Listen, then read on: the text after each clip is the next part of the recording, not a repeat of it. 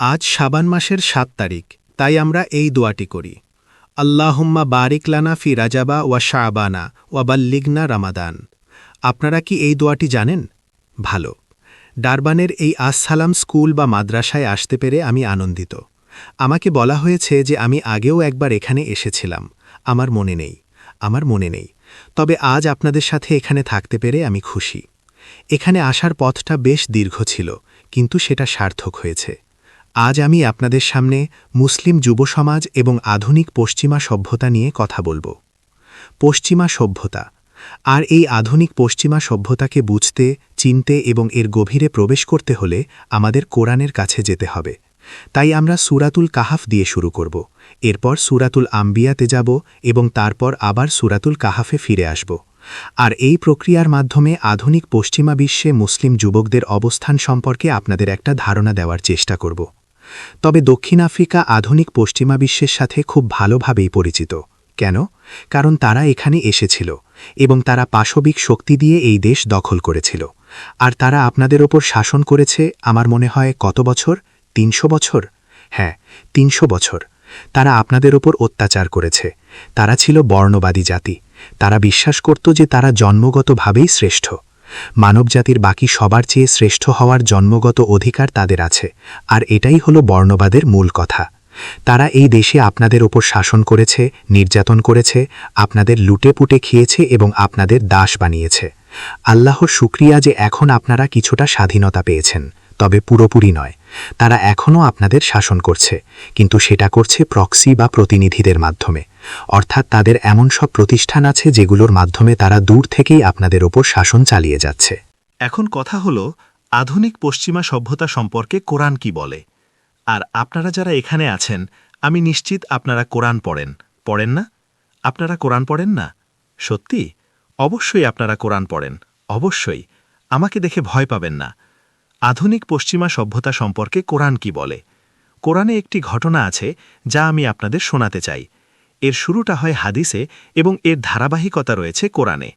মক্কার কুরাইশরা যারা মূর্তি পূজা করত, তারা জানতে চাইল যে এই ব্যক্তি মুহাম্মদ সাল্লাল্লাহু আলাইহি ওয়াসাল্লাম আসলেই কি নবী? তাই তারা তাদের একটি প্রতিনিধি দলকে উত্তরের শহর ইয়াসরিবে ইহুদি র‍্যাবাই বা যাজকদের কাছে পাঠাল, র‍্যাবাইদের জিজ্ঞাসা করতে যে আমরা কিভাবে বুঝব যে তিনি আসলেই মুসা আলাইহিস সালামের মতো আল্লাহর একজন নবী। তখন র‍্যাবাইরা বলল, তাকে এই ৩টি প্রশ্ন করো, যার উত্তর কেবল একজন নবীই দিতে পারেন। এমনকি প্রধানমন্ত্রীও এর উত্তর দিতে পারবেন না, কেবল একজন নবীই পারবেন। আর সেই প্রশ্নগুলোর একটি ছিল, তাকে সেই মহান ভ্রমণকারী সম্পর্কে জিজ্ঞাসা করো যিনি পৃথিবীর ২ প্রান্তে ভ্রমণ করেছিলেন। তাকে সেই মহান ভ্রমণকারী সম্পর্কে জিজ্ঞাসা করো যিনি পৃথিবীর ২ প্রান্তে ভ্রমণ করেছিলেন। আর আল্লাহ সূরা কাহফে সেই প্রশ্নের উত্তর দিয়েছেন। আর তিনি উত্তর দেওয়া শুরু করলেন এভাবে, আউযু বিল্লাহি মিনাশ শাইতানির রাজিম।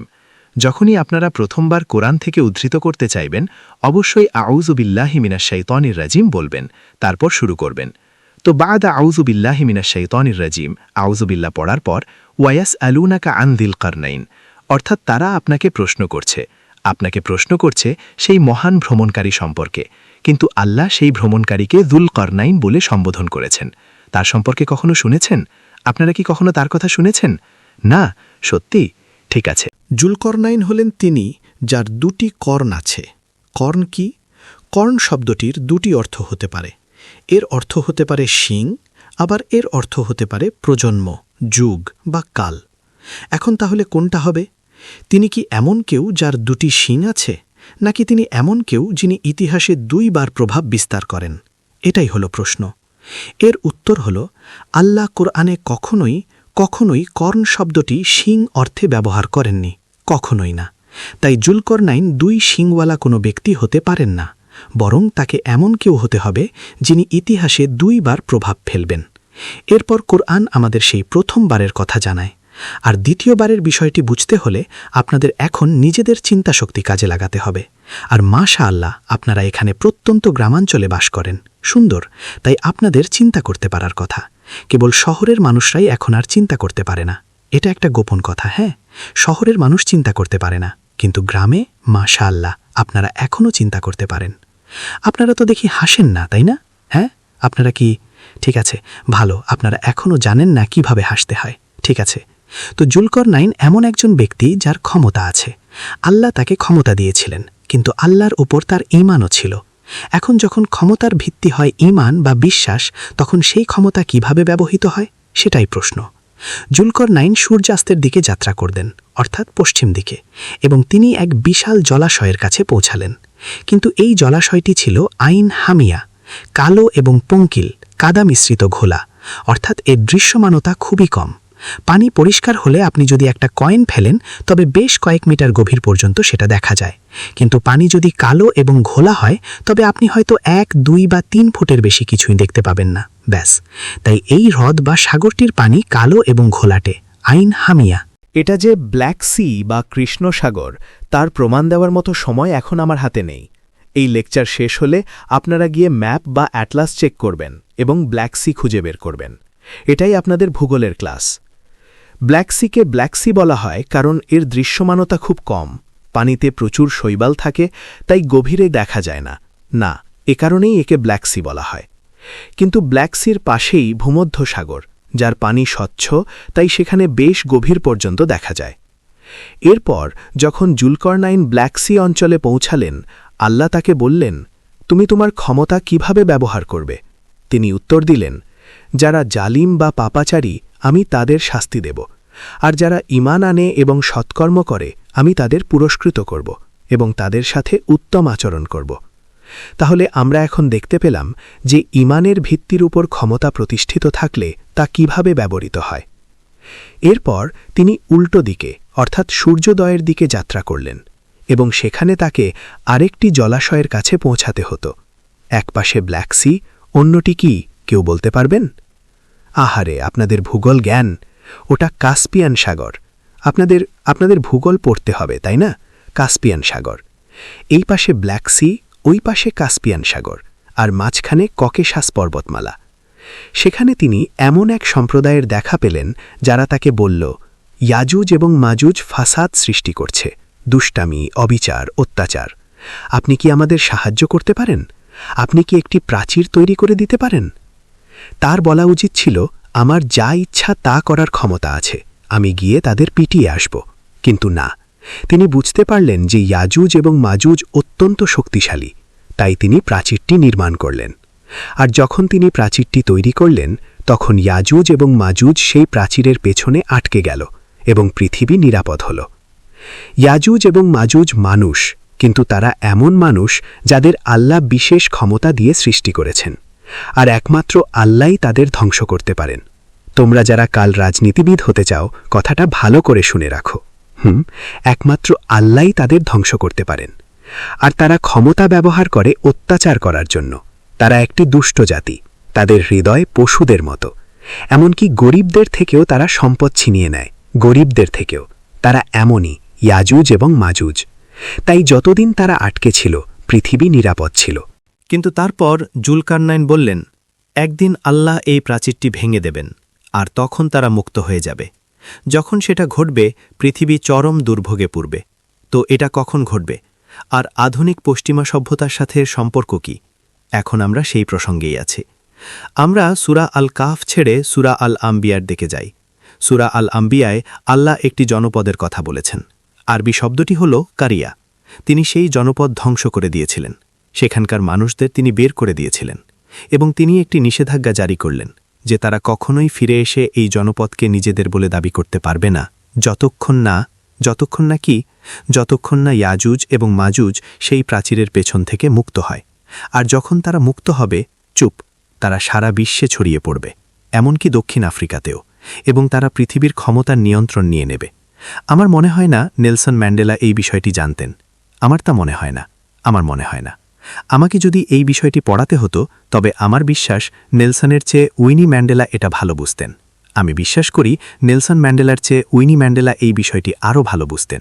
যাই হোক, যখন ইয়াজুজ এবং মাজুজ মুক্ত হবে, তারা সারা বিশ্বে ছড়িয়ে পড়বে এবং পৃথিবীর ক্ষমতার নিয়ন্ত্রণ নেবে। আর এখন মনোযোগ দিয়ে শোনো, এটি এমন একটি ঘটনা যা ইতিহাসে মাত্র একবারই ঘটবে। তাই যদি তোমরা এটা ধরতে না পারো, মিস করো, তবে তোমরা সত্যিই অন্ধ। যখন তারা সারা বিশ্বে ছড়িয়ে পড়বে, তখন ইয়াজুজ এবং মাজুজ সেই মানুষদের এই জনপদে ফিরিয়ে আনবে, যাতে তারা একে নিজেদের বলে দাবি করতে পারে। তাহলে সেটা কোন জনপদ? তোমরা কি এই প্রশ্নের উত্তর দিতে পারবে? কোন জনপদটি আল্লাহ ধ্বংস করেছিলেন এবং তারপর তিনি সেই জনপদের মানুষদের বের করে দিয়েছিলেন? কোন জনপদটি আল্লাহ ধ্বংস করেছিলেন এবং তিনি সেই জনপদের মানুষদের বের করে দিয়েছিলেন, আর তিনি তাদের উপর নিষেধাজ্ঞা দিয়েছিলেন যে তারা কখনোই ফিরে এসে জনপদটি নিজেদের বলে দাবি করতে পারবে না যতক্ষণ না ইয়াজুজ এবং মাজুজ মুক্ত হয়, সারা বিশ্বে ছড়িয়ে পড়ে এবং তারাই এই মানুষদের সেই জনপদে ফিরিয়ে আনে। কেউ একজন বলো, আমাকে সাহায্য করো, জনপদটি কোনটি? কোন শহর এটা? চলুন আমরা রাসূল আল্লাহ সাল্লাল্লাহু আলাইহি ওয়াসাল্লামের কাছে যাই। আমাদের নবীজি বলেছেন যে আল্লাহ ইয়াজুজ এবং মাজুজকে জেরুজালেমে ধ্বংস করবেন। সুতরাং আমরা এই সিদ্ধান্তে উপনীত হই যে সেই জনপদটি হল জেরুজালেম। তাই কোরআন বলছে যে আল্লাহ জেরুজালেম ধ্বংস করেছিলেন। আল্লাহ ইহুদিদের বের করে দিয়েছিলেন। আল্লাহ তাদের উপর নিষেধাজ্ঞা জারি করেছিলেন। তারা কখনোই জেরুজালেমকে নিজেদের বলে দাবি করতে ফিরে আসতে পারবে না, কখনোই না, যতক্ষণ না ইয়াজুজ এবং মাজুজ তাদের ফিরিয়ে আনে। ইহুদিরা কি জেরুজালেমে ফিরে এসেছে? অবশ্যই। কে তাদের ফিরিয়ে এনেছে? কে তাদের ফিরিয়ে এনেছে?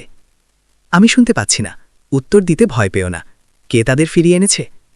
হ্যাঁ, কে এনেছে? আমার মনে হচ্ছে তোমরা আমাকে ভয় পাচ্ছ। এটা হলো আধুনিক পশ্চিমা সভ্যতা। একদম ঠিক, আধুনিক পশ্চিমা সভ্যতা, যার নেতৃত্বে ছিল ব্রিটেন। তারপর ব্রিটেনের কাছ থেকে নেতৃত্ব নিল যুক্তরাষ্ট্র। আর এখন যুক্তরাষ্ট্রের সূর্য অস্তমিত হচ্ছে, আর ট্রাম্পও তা ঠেকাতে পারবে না। এবং যুক্তরাষ্ট্রের জায়গা নিতে আরেকটি রাষ্ট্র উঠে আসছে, যার নাম ইসরায়েল। সুতরাং আধুনিক পশ্চিমা সভ্যতাই ইহুদিদের জেরুজালেমে ফিরিয়ে এনেছে। তার মানে আধুনিক পশ্চিমা বিশ্বে যারা ক্ষমতার নিয়ন্ত্রণে আছে তারাই হল ইয়াজুজ এবং মাজুজ। আর এরা এমন এক জাতি যারা ক্ষমতা ব্যবহার করে দুর্নীতি আর অত্যাচার করার জন্য। তারা যা কিছু স্পর্শ করে তাকেই কলুষিত করে ফেলে। আমি এখন তোমাদের তাদের দুর্নীতির একটি উদাহরণ দেব। এটা ভুলে যেও না।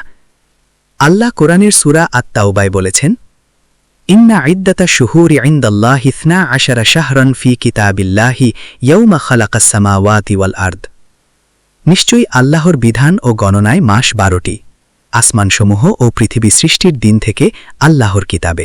আল্লাহর কাছে মাসের সংখ্যা 12টি এবং এটি সেদিনই নির্ধারণ করা হয়েছে যেদিন আল্লাহ আসমান ও জমিন সৃষ্টি করেছিলেন।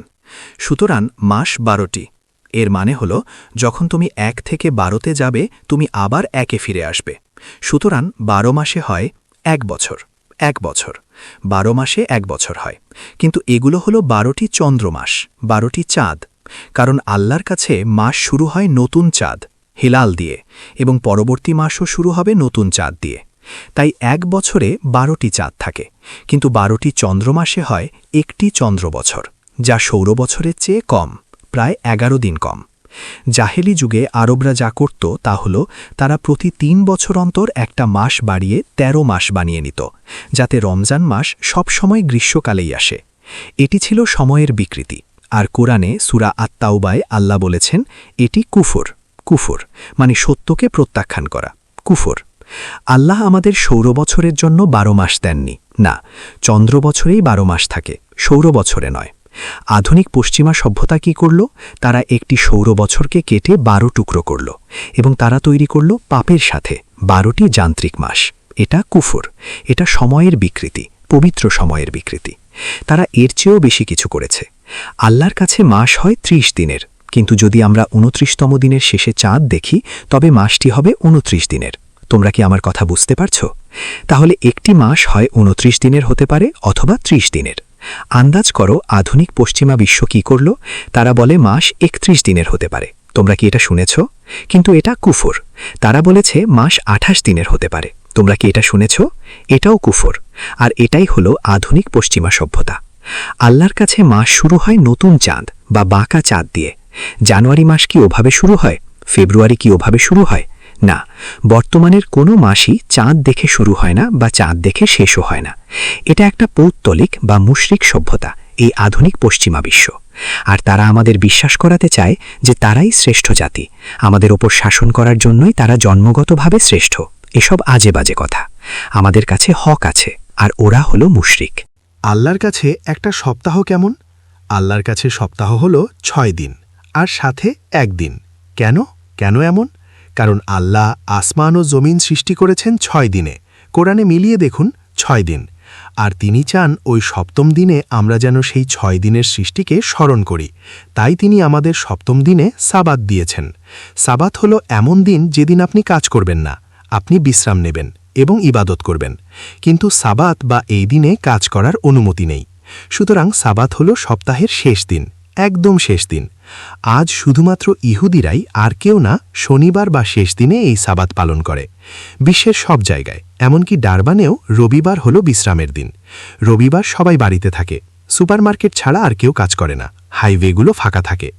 তাই এটা হলো কুফরের ওপর কুফর, তার ওপর আবার কুফর। আমার পক্ষ থেকে আরেকটা কথা, শুধু আরেকটা। আমি 31শে ডিসেম্বর দক্ষিণ আফ্রিকায় পৌঁছেছিলাম। আমি খুব ক্লান্ত ছিলাম, তাই তাড়াতাড়ি ঘুমিয়ে পড়েছিলাম। আর মাঝরাতে হঠাৎ আমি গুলির শব্দ শুনতে পেলাম। আমি বললাম, ও মাই গড, দক্ষিণ আফ্রিকায় মনে হয় কোনো বিপ্লব শুরু হয়ে গেল, গুলির শব্দ। আর যখন আমি সময়ের দিকে তাকালাম, দেখলাম এখন মধ্যরাত। আচ্ছা, ওরা তো নিউ ইয়ার বা নববর্ষ উদযাপন করছে। কেন কেন কেন তারা মধ্যরাতে নববর্ষ উদযাপন করছে এই অদ্ভুত বা বোকা একটা সময়ে? কেন? আল্লাহর কাছে দিন শেষ হয় সূর্যাস্তের সময়। তাই যখন সূর্যাস্তের সময় আপনারা রমজানের চাঁদ দেখেন, আপনারা জানেন যে ওই রাতেই প্রথম সালাতুত তারাবিহ পড়তে হবে, তাই না? আপনারা সালাতুত তারাবিহ আদায় করেন তো? অবশ্যই। রমজান শুরু হয়ে গেছে। যেই মুহূর্তে সূর্যাস্ত হলো আর আপনারা নতুন চাঁদ দেখলেন, তখনই রমজান মাস শুরু হয়ে গেল। তাই আমাদের কাছে দিন শেষ হয় সূর্যাস্তের সময়। আর আধুনিক পাশ্চাত্য সভ্যতা কি করলো জানেন? তারা বলল, না, দিন শেষ হবে মধ্যরাতে। কি একটা বোকামিপূর্ণ সময়! এটা একটা খোদা বিমুখ পৌত্তলিক সভ্যতা।